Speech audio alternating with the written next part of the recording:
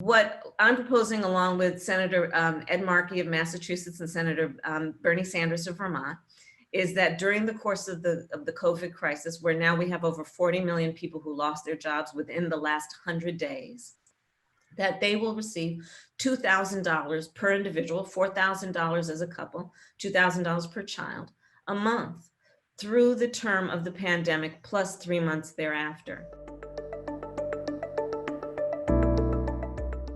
And the point behind it that maybe some would think of as even a moral point, as it's just about humanitarian concerns and priorities.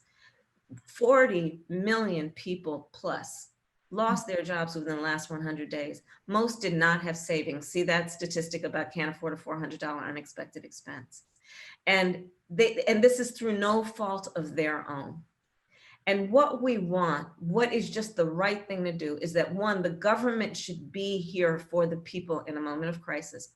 People should be able to count on their government to see them and create a safety net for them so that these families don't fall into poverty or further into poverty during the course of this pandemic, so that they can get back on their feet when it is over. And that's what this is about. And we all benefit from that, not only as a society that is a society that is one for all, but a society that relies on each other's well-being for our own well-being.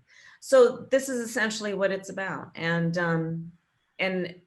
you would be surprised how much bipartisan support, at least among the people, maybe not among the legislators, but among the people. Right. There is for this.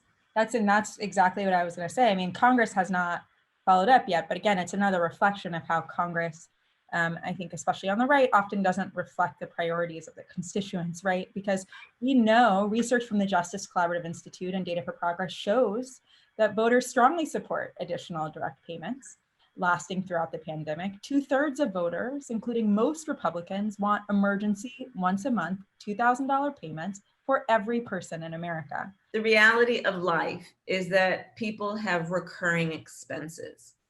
And the fact that we, during this crisis, only gave direct payments of one time and $1,200 during what has now been months of people being required to stay at home for the sake of public health, right? While many did not have paid sick leave, some are losing their jobs. Almost half, if not over half of America's workforce either runs a small business or works for a small business, right? So you look at the connection there in terms of all the small businesses that are falling apart, and that also highlights the defects of the Paycheck Protection Program. So this is about saying, let us just see people based on how we all live. If we want to recover, this whole conversation about, let's open back up. Well, let's apply that spirit, right? Which is let's get back up, right? That's really the thing too, is let's get back up.